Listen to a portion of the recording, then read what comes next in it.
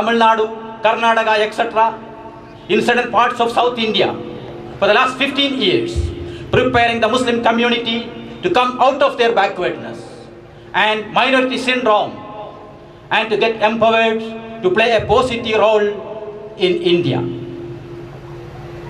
We are of the view that Muslim community cannot continue blaming others forever for their problems.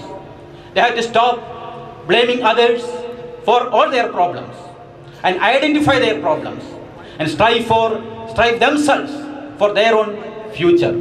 There is a verse in Quran Sharif, Inna Allah la yughayyiru ma bi qawmin hatta yughayyiru ma bi anfusihim.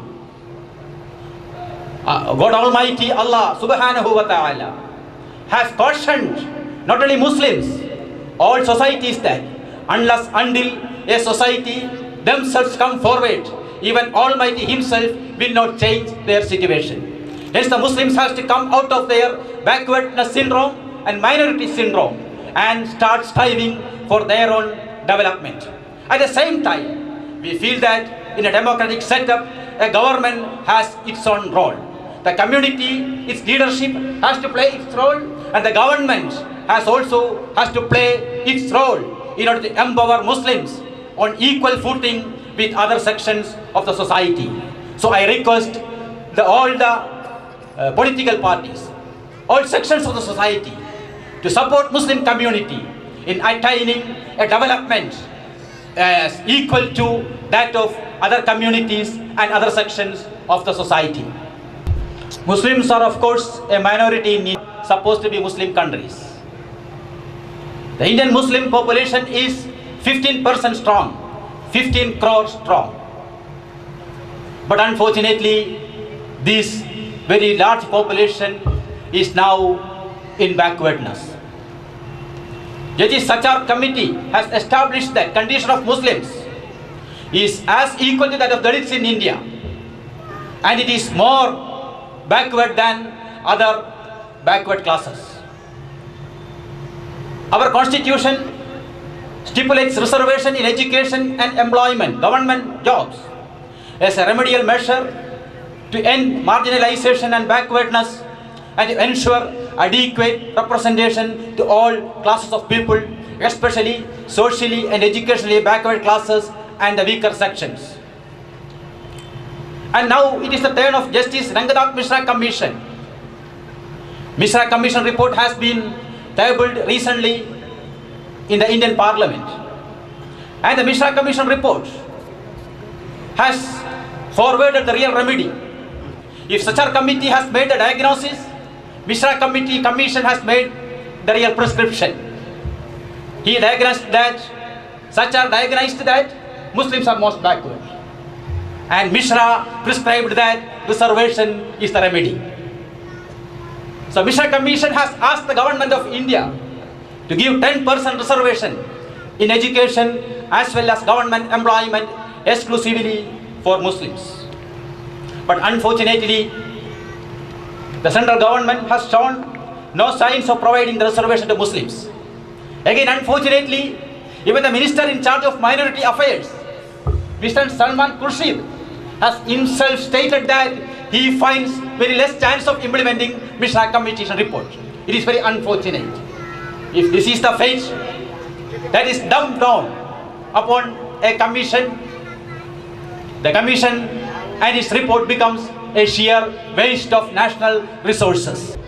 Now let us think for a while about the tragic situation that prevails in this country.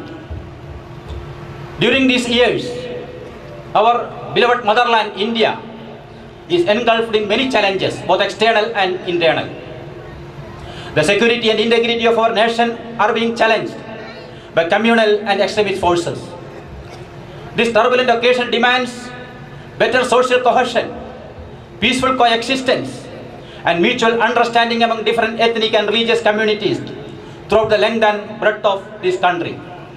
But unfortunately, instead of promoting an all-inclusive growth, instead of promoting the politics of love, the politics of hatred, politics of exclusion, and politics of alienation, and politics of marginalization, are being spearheaded by certain reactionary outfits and even some responsible political parties. They are spearheading the false propaganda that if you give reservation to Muslims, that will create communal divide. They even propagate that if we give reservation to Muslims, that will once again lead India to partition. It is very unfortunate and it is very irresponsible. When a large chunk of the Indian society remains backward, 15% remains marginalized, it is a shame to the whole nation. Hence it is a national responsibility to see that all sections of the society, the tribals, the Dalits, the minorities, the backward castes and the Muslims are getting equal justice, they are equally empowered, they are adequately represented in government and in public life. The communal fascist forces says that giving reservation to Muslims amounts to promoting communalism. But it is worth remembering that 30 years before, when Mandal Commission was implemented, when OBC reservation was implemented, as per the recommendations of Mandal Commission, the very same forces tried to sabotage the movement, arguing that it will create caste divide in the society. Then it was the allegation of casteism, and now it is the allegation of communalism. The very same forces who have alleged casteism, caste divide, when a contest came for giving benefit to Hindu OBCs, backward castes, it is the same forces that are now propagating that giving justice to Muslims will lead to communalism. So, by launching this campaign, Popular Front want to make the people aware. Popular Front want to clear these allegations.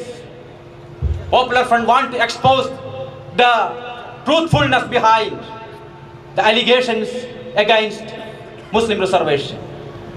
So Popular Front aims to create an atmosphere conducive for reservation to Muslims.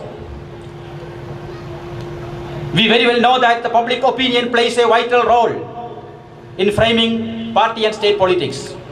Hence I wish to emphasize that our campaign is not addressed not merely to the sentiments of a particular community, but this campaign is addressed to the concerns of every section of the society, irrespective of religion, culture, caste and community, because social justice is not merely a concern of one particular community, it is a concern of all human beings, it is a concern of human rights, it is a concern of national interest.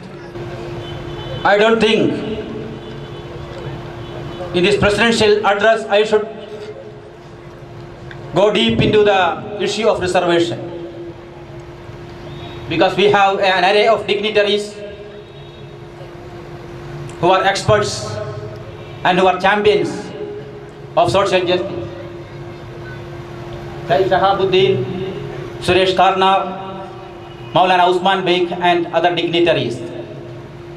I hope they will give a detailed account of the issues involved in this campaign topic.